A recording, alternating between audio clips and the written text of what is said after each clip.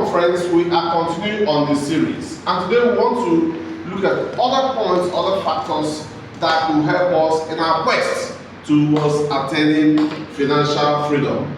Number one for today is spend less than you earn. Ensure it is a habit for you to spend less than you earn. Don't compete with anybody in spending. Hear that your friends that you do the same work or you work the same place with is buying this, is spending on this. Don't let that bother you. Ensure you spend less than what you earn. And what will guide that, like we said from the beginning, is that you should have a budget. You should have a budget. And you should have what we call budget discipline. That is attempting to follow your budget very strictly and very religiously. Only making adjustments where it becomes very critical. So spend less than you earn. Number two is that you must also make effort to have passive income. What is passive income? For instance, I am a fashion designer and I do that as my main occupation. And people are always coming in my shop to ask for direction on how to get water.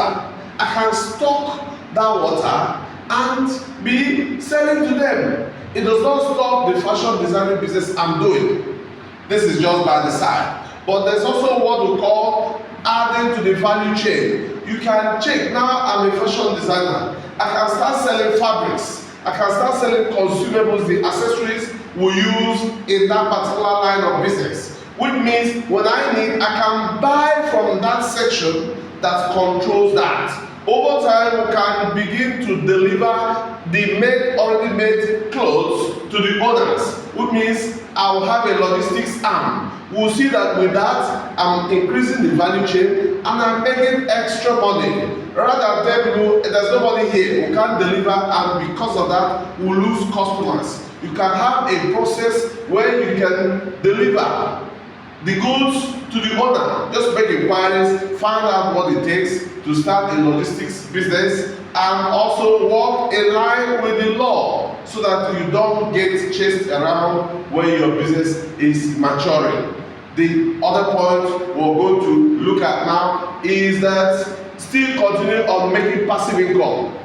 Check other things that you can do that may even run on their own even when you are not there, because that's actually the principle upon which passive income works.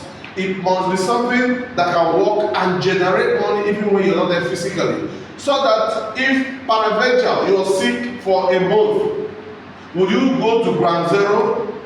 Is there a system that could still be generating at least little money? It may not be as much as it would have been when you're there, but at least it keeps generating income. What they say is that it should be able to generate income even when you're sleeping. And that system is possible. It may not happen in a day, but we just need to understand the principles and put it in place and let it start running until it matures. And by so doing, it means we are actually on our way towards gaining financial freedom.